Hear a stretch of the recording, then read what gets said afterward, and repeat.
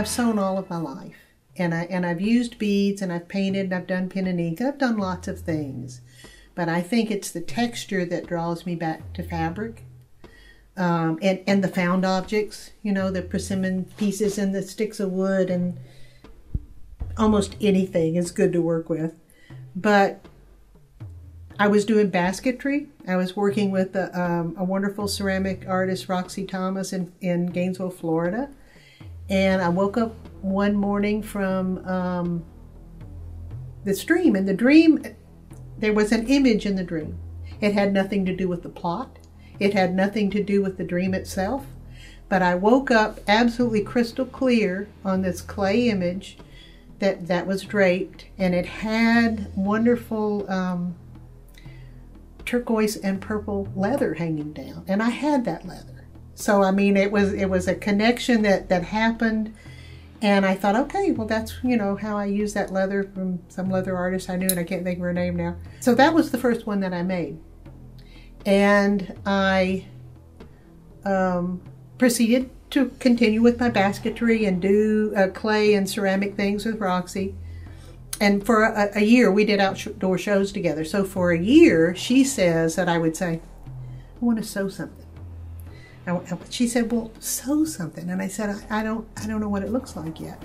So I got books on ceramic dolls, you know, porcelain-headed dolls. And I got those thinking it was part of a process of understanding where it is I was going to go. And obviously, I wasn't making porcelain-headed dolls with little, you know, porcelain hands, little baby dolls.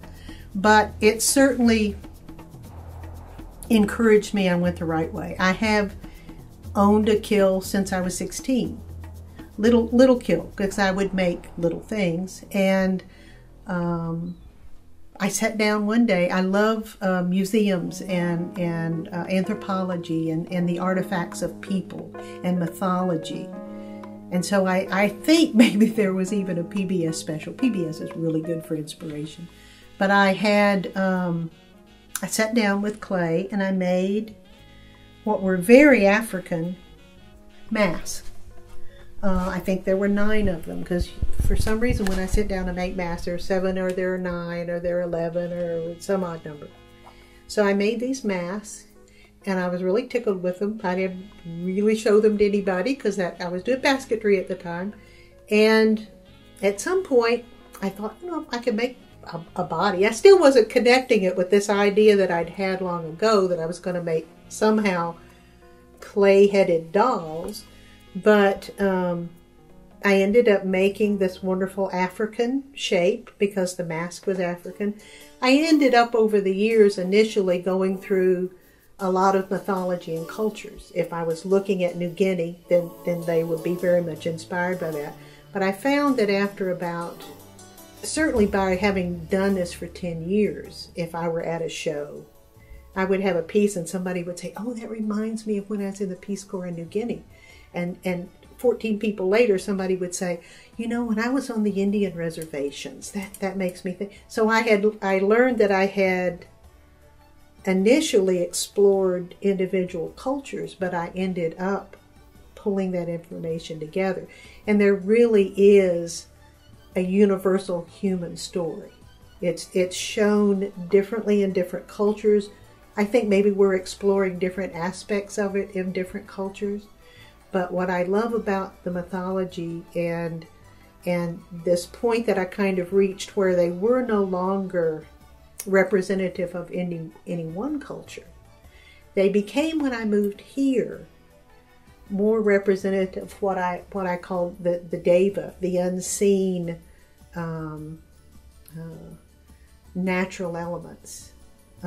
This piece on the far side has to do with wanting to create a piece that I could sit out in my woods here and it might totally disappear. It might come and go because I wanted it to look as if it belonged in my woods.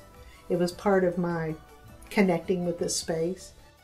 If you could see this view from the deck, you will know why we stepped into this house that was not in very good shape and decided we would live here. It has to do with this spot looking out those windows. I find that certainly one of the reasons that we undertook this adventure. Ken also said, I think I've got one good adventure left in me and I'd like to have it with you. So here I am going off to the gallery working every day, you know, and I'm thinking, well, wait a minute, when are we going to have this time together? Part of moving to Eureka Springs was so that we would have these studios, we could have some privacy, but we spend a lot of time together. That was really special to me.